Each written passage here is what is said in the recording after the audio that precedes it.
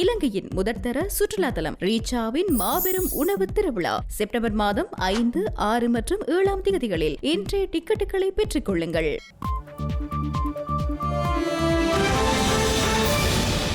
வணக்கம். இது ஐபிசி தமிழின் இரவு நேர பிரதான செய்திகள். முதலில் தலைப்புச் செய்திகள்.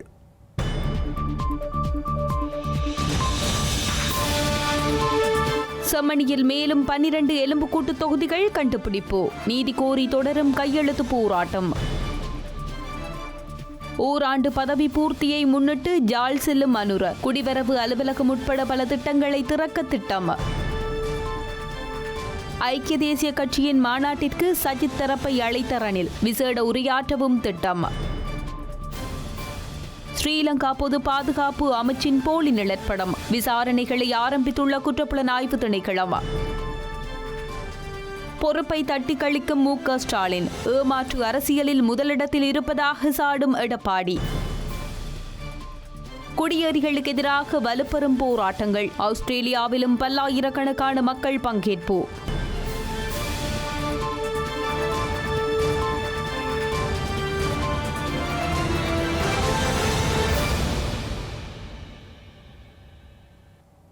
இனி தொடர்வது விரிவான செய்திகள்.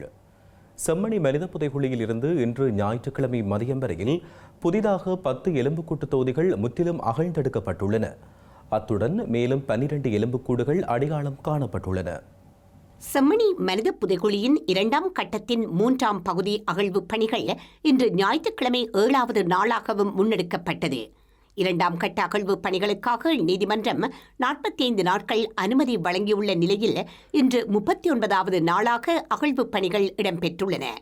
இதன் பிரகாரம் கட்டம் கட்டமாக இதுவரையில் 48 நாட்கள் முன்னெடுக்கப்பட்ட அகழ்வு பணிகளின் போது இன்று அகழ்ந்து எடுக்கப்பட்ட 10 எலும்புக்கூட்டு தொகுதியுடன் இதுவரையில் 191 எலும்புக்கூட்டு தொகுதிகள் முற்றாக அகழ்ந்து எடுக்கப்பட்டுள்ளன. அத்துடன் இதுவரையில் 209 எலும்புக்கூட்டு தொகுதிகள் அடையாளம் காணப்பட்டுள்ளன. இன்று ஞாயிற்றுக்கிழமை மதியத்துடன் அகழ்வு பணிகள் நிறைவடைந்த நிலையில் நாளைய தினம் திங்கட்கிழமை காலை மீண்டும் அகழ்வு பணிகள் ஆரம்பமாக உள்ளன. வடக்கு கிழக்கு மனித புதைகுழிகள் மற்றும் இனப்படுகொலைக்கு நீதி கோரி கையெழுத்து பெறும் நடவடிக்கை யாழ்ப்பாணத்தின் பல்வேறு பகுதிகளிலும் இன்று முன்னெடுக்கப்பட்டது.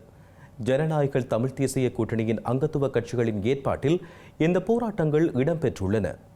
இலங்கையின் வடக்கு கிழக்கு மண்ணில் இடம்பெற்ற இனப்படுகொலைகளுக்கும் செம்மணி உட்பட அடையாளம் காணப்பட்ட மனித புதைகுழிகளுக்கும் நீதியை கோரி தமிழ் தேசிய கட்சிகள் மற்றும் பொது அமைப்புகளின் ஏற்பாட்டில் கையெழுத்து சேகரிக்கும் செயற்பாடு முன்னெடுக்கப்பட்டு வருகின்றது. அந்த வகையில் யாழ்ப்பாணம் கல்வியங்காட்டு சந்தை முன்பாக இபிஆர்எஃப் கட்சியின் ஏற்பாட்டில் அதன் தலைவர் சுரேஷ் பிரேமச்சந்திரன் தலைமையில் கையெழுத்து பெறும் நடவடிக்கை இடம்பெற்றது. இந்த கையெழுத்து போராட்டத்தில் முன்னாள் மாகாண சபை உறுப்பினர் க. சர்வேஸ்வரன் மற்றும் உள்ளூராட்சி மன்ற உறுப்பினர்கள் கலந்து கொண்டு பொதுமக்களிடம் கையெழுத்துக்களை பெற்றுக் கொண்டிருந்தனர். இதேபோன்று இன்று யாழ் பாஷையூர் பொதுச்சந்தை பகுதியிலும் நீதி கோரி கையெழுத்திடும் போராட்டம் முன்னெடுக்கப்பட்டது. இதில் தமிழீழ விடுதலை இயக்கத்தைச் சேர்ந்த சுரேன் குருசாமி, யாழ் மாநகர சபை உறுப்பினர் து. ஈசன் உள்ளிட்டோர் கலந்து கொண்டிருந்தனர்.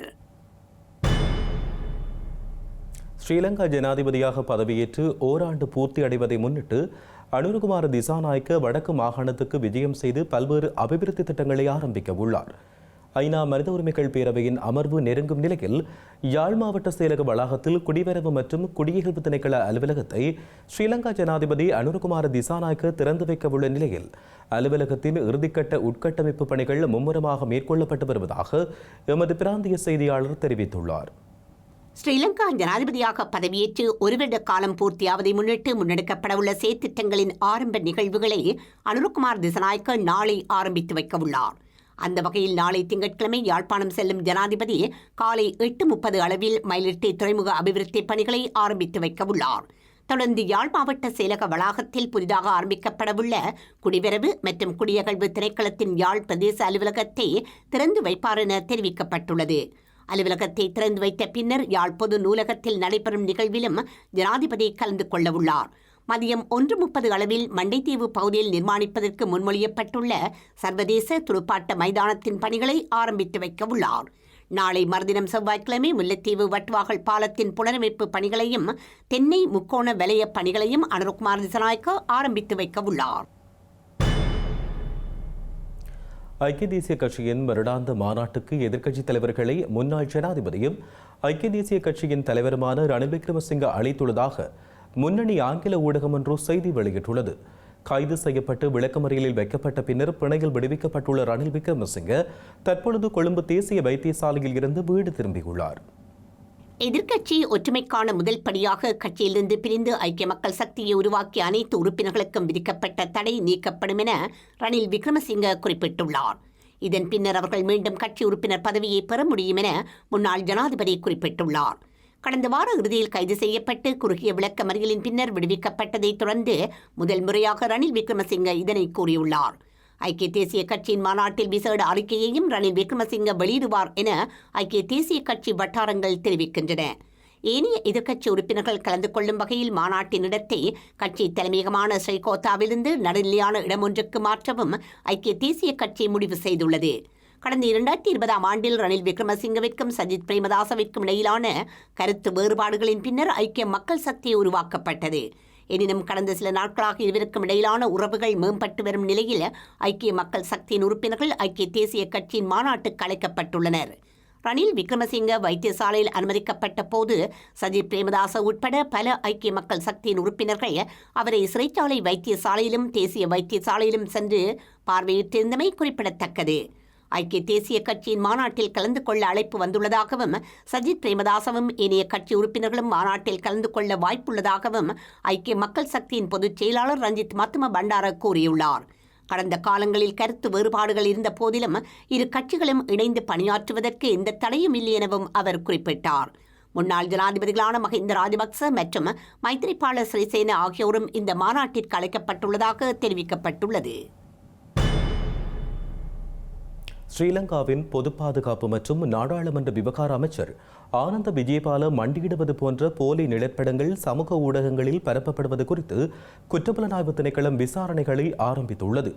செயற்கை நுண்ணறிவு கொண்டு உருவாக்கப்பட்டுள்ள இந்த போலியான நிழற்படம் பொதுமக்களை தவறாக வழிநடத்தும் ஒரு திட்டமிடப்பட்ட முயற்சி என்றும் பொது பாதுகாப்பு அமைச்சு வெளியிட்டுள்ள அறிக்கையில் கூறியுள்ளது.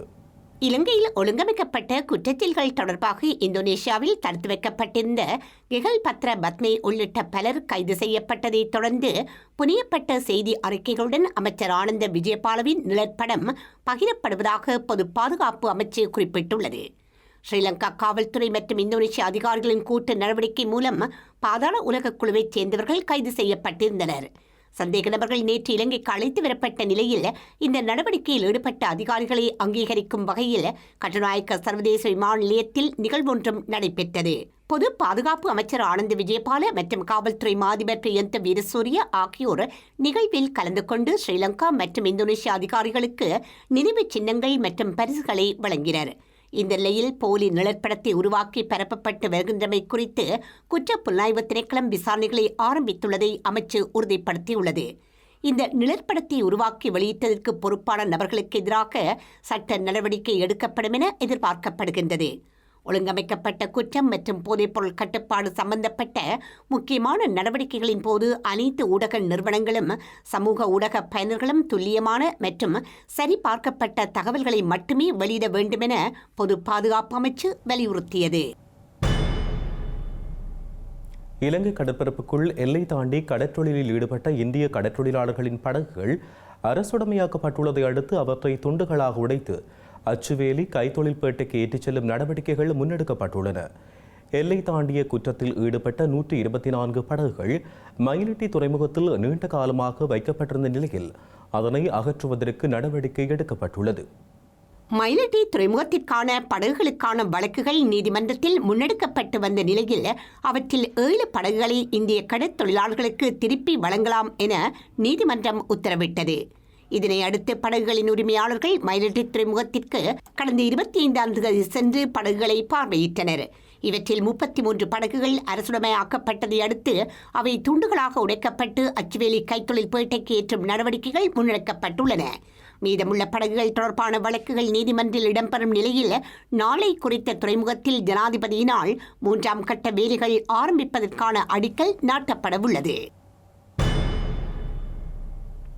பயங்கரவாத தடுப்புச் சட்டத்தை மீளெடுப்பதானது தடுப்பு காவலில் உள்ள ஒழுங்கமைக்கப்பட்ட குற்றவாளிகளுக்கு தப்பிப்பதற்கு வழிவகுக்கும் என மூத்த பேராசிரியரும் சட்டத்தரணியுமான பிரதீபா மகாநாமகேவா எச்சரித்துள்ளார். ஆகவே பயங்கரவாத தடுப்புச் சட்டம் மீளெடுக்கப்படும் அதேவேளை ஒரு ஒழுங்கமைக்கப்பட்ட குற்றச்சட்டம் செயற்படுத்தப்பட வேண்டும் என்றும் அவர் வலியுறுத்தியுள்ளார். ஒழுங்கமைக்கப்பட்ட குற்றம் மற்றும் போதைப்பொருள் கடத்தலை கட்டுப்படுத்த பயங்கரவாத தடைச்சட்டம் போன்ற ஒரு சட்டம் அவசியம் என மூத்த பேராசிரியரும் சட்டத்தரணியுமான பிரதீபா மகாநாமகேவா கூறியுள்ளார். தேர்தல் காலத்தில் வழங்கப்பட்ட வாக்குறுதியின் பிரகாரம் பயங்கரவாத தடுப்புச் சட்டத்தை மீளெடுப்பதற்கான வரைவு சட்டம் மூலம் செப்டம்பர் ஆரம்பத்தில் வர்த்தமானியில் வெளியிடப்படும் என வெளி விவகார அமைச்சர் விஜித ஹேரத் கடந்த 22ஆம் தேதி நாடாளுமன்றத்தில் கூறியிருந்த நிலையிலேயே அவர் இதனை குறிப்பிட்டுள்ளார்.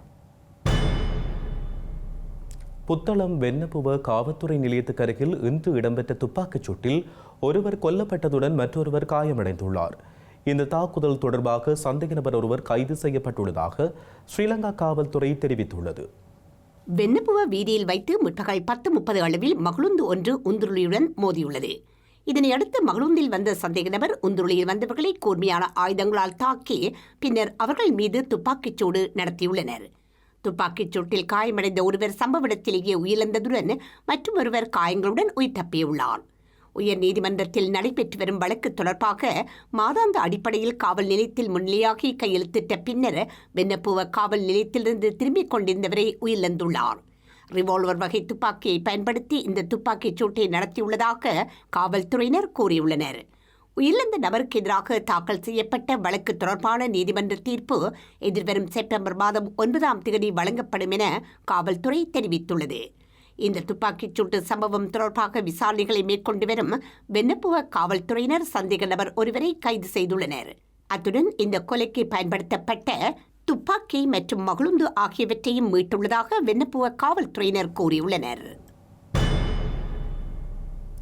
பொறுப்பை தட்டி கழிப்பதிலும் அதை அடுத்தவர்கள் தலையில் ஏற்றி வைப்பதிலும் உலக அரசியல் தலைவர்களில் ஏமாற்று மாதிரி அரசின் முதலமைச்சர் மு க ஸ்டாலின் முதலிடத்தில் இருப்பதாக அதிமுகவின் பொதுச் செயலாளரும் முன்னாள் முதல்வருமான எடப்பாடி பழனிசாமி குறிப்பிட்டுள்ளார். விடியா திமுகவின் தோல்வியடைந்த ஆட்சியில் தமிழ்நாடு வீழ்ச்சி அடைந்ததை மறைக்க எதற்கெடுத்தாலும் மத்திய அரசின் மீது பழி போடும் ஸ்டாலின் அமெரிக்காவின் தற்போதைய வரி உயர்வால் கோயம்புத்தூர் மற்றும் திருப்பூரின் ஏற்றுமதி தொழில் பாதிப்படைந்துள்ளதாக நீலிக்கண்ணீர் வடிக்கிறார் என்றும் குற்றம் சுமத்தியுள்ளார். அமெரிக்க அரசு தற்போது உயர்த்தியுள்ள இறக்குமதி வரியால் பாதிப்படைந்துள்ள திருப்பூர் பின்னலாடை தொழிலை பாதுகாக்க நடவடிக்கை எடுக்க வேண்டும் என பிரதமருக்கு மு க ஸ்டாலின் கடிதம் எழுதியுள்ளதாகவும் மு க ஸ்டாலின் குறிப்பிட்டுள்ளார். கடந்த 2021ஆம் ஆண்டு ஆட்சி பொறுப்பேற்றது முதல் இன்று வரை மு க ஸ்டாலின் துணி மற்றும் பின்னலாடை தொழில்களுக்கு ஏற்படுத்திய இடையூறுகள் பிரச்சினைகள் ஏராளம் என கூறியுள்ளார். அதனால் அந்த தொழில்கள் ஏற்கனவே நலிவடைந்துள்ளது என்பதே உண்மை எனவும் எடப்பாடி பழனிசாமி குறிப்பிட்டுள்ளார். வெளிநாட்டு சுற்றுப்பயணம் 4 முறை மேற்கொண்டும் கோவை மற்றும் திருப்பூர் மாவட்டங்களில் இயங்கும் ஆடை தொழிலுக்கு எந்தவிதமான வெளிநாட்டு முதலீடுகளையும் மு க ஸ்டாலின் கொண்டுவரவில்லை என அவர் சாடியுள்ளார். எனினும் விடியா திமுக ஸ்டாலின் மாதிரி தோல்வி அடைந்துள்ள அரசு ஆட்சி பொறுப்பேற்றது முதல் வரிகளை உயர்த்தியும் அரசுக்கு செலுத்த வேண்டிய கட்டணங்களை அதிகரித்தும் தொழில் முனைவோர்களையும் தொழிற்சாலைகளையும் முடக்கும் வகையில் செயற்பட்டதன் காரணமாக தொழில்துறை ஏற்கனவே நலிவடைந்துள்ளதாகவும் எடப்பாடி பழனிசாமி விமர்சித்துள்ளார். இதன் காரணமாக தென்னிந்தியாவின் மென்செஸ்டர் என்று அழைக்கப்படும் கோயம்புத்தூரிலும் பின்னலாடை நகரம் மற்றும் டாலர் சிட்டி என்று அழைக்கப்படும் திருப்பூரிலும் உள்நாட்டு மற்றும் வெளிநாட்டு முதலீடுகளும் வியாபாரங்களும் மெதுவாக தமிழ்நாட்டை விட்டு கடந்த 2022ஆம் ஆண்டு முதலே வெளியேற ஆரம்பித்து விட்டதாகவும் அவர் மேலும் சுட்டிக்காட்டியுள்ளார். உலகம் முழுவதும் குடியேறிகளுக்கு எதிரான போராட்டங்கள் வலுப்பெற்று வரும் நிலையில் ஆஸ்திரேலியாவிலும் ஆயிரக்கணக்கான ஆஸ்திரேலிய குடியேறிகளுக்கு எதிரான பேரணிகளில் அவர்கள் பங்கேற்றுள்ளனர். தீவிர வலதுசாரிகளோடு தொடர்புடைய இந்த பேரணிகள் வெறுப்பை பரப்புவதாக ஆஸ்திரேலிய அரசாங்கம் கண்டனம் வெளியிட்டுள்ளது. ஆஸ்திரேலியாவின் சிட்னி, மெல்போர்ன் உட்பட ஏனைய முக்கிய நகரங்களில் குடியேறிகளுக்கு எதிரான பேரணிகள் முன்னெடுக்கப்பட்டுள்ளன. குடியேறிகளுக்கு ஆதரவான எதிர் போராட்டங்களும் முன்னெடுக்கப்பட்ட நிலையில் பல இடங்களில் மோதல்கள் இடம்பெற்றுள்ளன. பவுலின் ஹான்சன் மற்றும் நாடாளுமன்ற உறுப்பினர் பாப் கட்டர் உட்பட பல எதிர்க்கட்சி அரசியல்வாதிகளும் குடியேறிகளுக்கு எதிரான பேரணிகளில் இணைந்துள்ளனர். ஆஸ்திரேலியாவில் அண்மை காலமாக வலதுசாரி சிந்தனைகள் எழுச்சி பெற்று வரும் நிலையில் இந்த ஆண்டு ஆரம்பத்தில் நாஜி வணக்கத்தை கட்டாய சிறை தண்டனை விதிக்கும் ஒன்றாக அரசாங்கம் மாற்றியது. இருந்தது. இந்த நிலையில் சிட்னி குடியேறிகளுக்கு எதிரான பேரணியில் 8000 பேர் வரை பங்கேற்றிருந்ததுடன் நகரம் முழுவதும் நூற்றுக்கணக்கான அதிகாரிகள் பாதுகாப்புக்காக நிறுத்தப்பட்டிருந்ததாகவும் காவல்துறையினர் கூறியுள்ளனர். மெல்போர்னில் போராட்டக்காரர்கள் பாலஸ்தீன ஆதரவு பேரணியில் கலந்து கொண்டவர்களுடன் மோதியுள்ளனர். அடிலைட் குடியேறிகளுக்கு எதிரான பேரணி மற்றும் அதற்கு எதிர் ஆர்ப்பாட்டம் ஆகிய இரண்டிலும் 15,000 பேர் கலந்து கொண்ட போதிலும் பொதுமக்கள் பெரும்பாலும் அமைதியாக நடந்து கொண்டதாக தெரிவிக்கப்பட்டுள்ளது. செய்திகளின் நிறைவாக இனி மீண்டும் தலைப்புச் செய்திகள்.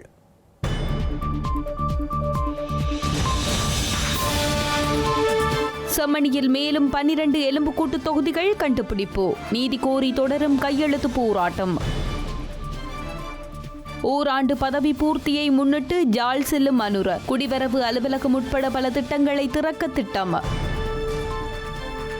ஐக்கிய தேசிய கட்சியின் மாநாட்டிற்கு சஜித் தரப்பை அழைத்த ரணில். விசேட உரையாற்றவும் திட்டம்.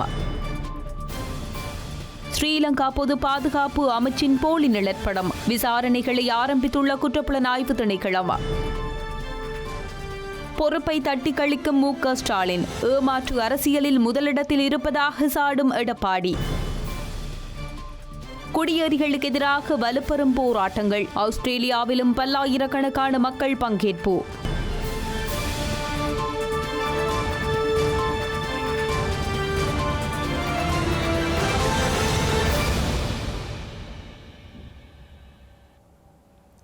இத்துடன் ஐபிசி தமிழின் இரவு நேர பிரதான செய்திகள் நிறைவடைகின்றன.